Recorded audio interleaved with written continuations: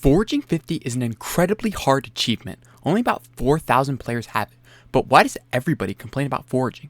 In today's video, I'm going to cover the best foraging setups, best foraging methods, some additional miscellaneous tips, and a way to make it less of a boring, monotonous chore that almost everybody hates. I think this is the most important tip of them all. First, let's look at the setup. For the axe, you want a recombobulated toil tree capitator. The tree cap is really nice because it breaks like 35 blocks at once with a 2-second cooldown. And with efficiency 5 and haste 3, you'll be able to insta-break logs. Please don't be one of those people that run around with a jungle axe and try to forage. You're just being really inefficient and annoying to the people that are actually trying to do it effectively. Please, if you're using a jungle axe, just go to somewhere else like the birch forest because you don't even need that big trees anyways. For gear, you're going to want to max out your speed. You can do this with a god pot and young dragon armor for an additional 100 to the speed cap to get a total of 500 speed. And if you're super rich, you can even use a racing helmet to flex on the poor. You can also use farmer/rancher boots with talisman tuning points set to speed so you can get to 400. Honestly, 500 isn't really that much of a necessity since you'll only be slightly faster and it'll help you outcompete other foragers. You shouldn't use black cat because there are just much better foraging pets. For example, monkey pets have the cooldown to your tree capitator, so you have to wait less time before it breaks. And the ocelot pet gives 30 additional foraging wisdom. The legendary perk really isn't that useful, so if you want to get an epic ocelot to save some money and require much less XP to max out, then it's a much cheaper alternative. There is an advanced strategy where you can actually use auto pet rules to get both pet buffs at the same time. Essentially, you want to set your throw fishing hook to your monkey and your increase and whatever wood type you're harvesting collection to be your ocelot pet. Now, it's very important that you wait for all of the logs to break from the tree cap before you actually throw your rod, or you'll switch to the monkey too soon and not get the full XP boost from the ocelot for all the logs that you break. So there's actually quite a few ways to increase your foraging wisdom to get more foraging XP. The ocelot gives plus 30 wisdom, booster cookie gives plus 25 wisdom, foraging XP boost from your god pot gives an additional 20 wisdom, recombobulated toil tree capitator gives another 5 wisdom, blue but actually green abacase gives 1.5 wisdom, and the magic 8 ball can give 1 foraging wisdom, and this is like random each season, so it's not really too reliable. Additionally, you can also have like quantum on your necklace for a chance to get 2 extra foraging wisdom on certain weekends, and really getting both the 8 ball and quantum to line up is incredibly unlikely, so just having these as like an extra occasional buff without even rousing it is super nice. And yes, some of them can be really expensive, so getting a magic 8 ball isn't really necessary for foraging. Speaking of expensive, Destruction Cloak gives plus 1 foraging wisdom, and Annihilation Cloak gives plus 2 foraging wisdom, but these are crazy overpriced and require blaze 5 and 7, so you don't really need these either. Now, there's actually a secret foraging mare in Hypixel Skyblock, and I know a lot of you are probably really confused because no mares actually have any perks that have anything relating to foraging, except technically Derpy with his plus 50% skill XP, but this can get really annoying because it makes just public lobbies much more crowded, unless you're doing it on like your private island, that doesn't really matter. But the true foraging mare in Hypixel Skyblock is Marina, and this is because what Marina does is she gets a bunch of fishers to go to the park and just start fishing in this pond here, and it fills up the lobbies with more fishers, so there's actually fewer people doing foraging, so you'll face less competition, have better rates, and be less annoyed by random strangers foraging. There are also a couple of different foraging methods. First, let's talk about foraging in the park. The best area with the most densely packed logs is the dark oak woods. Now, trees take like 1 to 2 hits, sometimes 3 with a tree cap, and you usually can fit like 1 to 2 people while foraging. Other areas that also work are spruce and jungle. From personal experience, a max setup and good rod swaps and nobody interrupting me gave about like 700k XP an hour. Unfortunately, some foragers are super annoying and just start breaking trees in the lobby that I'm already in, so after competing with others and lobby swapping, I usually get around like 600k to 650k XP per hour. And there are also some ways that you can forage on your island.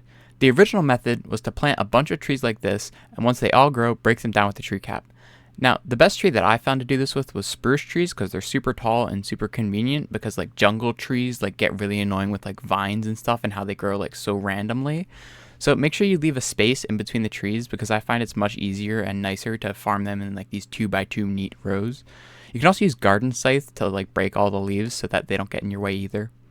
There's also this like semi-AFK method where you set up your minions in this setup with teleport pads and water while you just hold down left click, but it's really inefficient and I don't recommend it unless you really hate foraging, then this might be the method for you. This next method I actually got from a Yachty video who got it from Rouse. I hope I pronounced that right.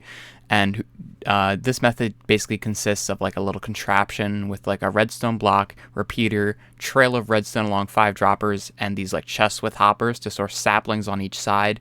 And then you can put like enchanted bone meal in this back one.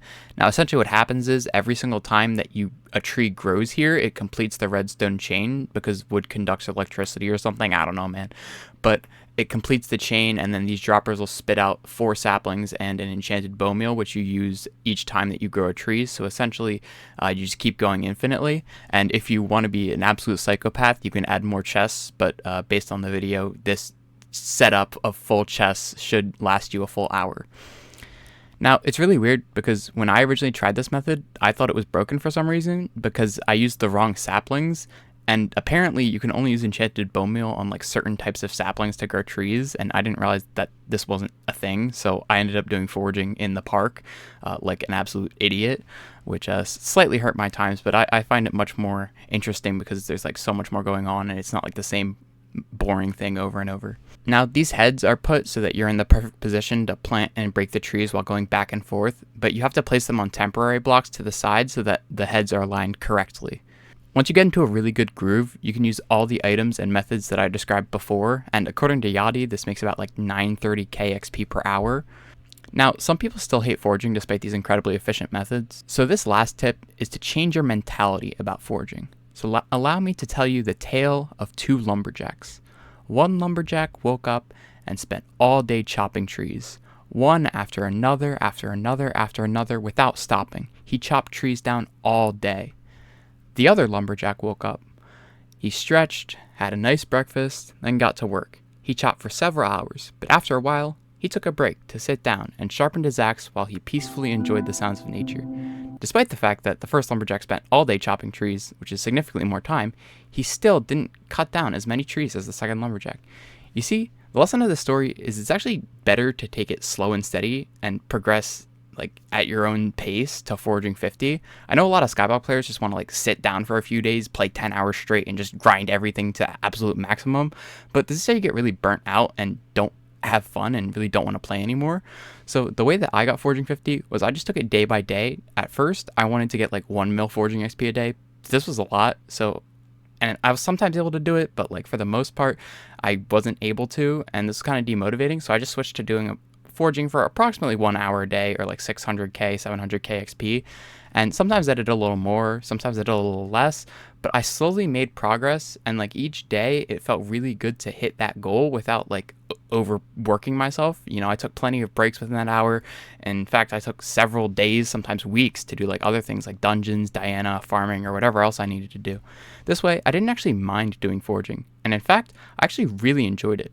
I'd listen to a good music playlist and just have fun running around trying to optimize my rod swaps.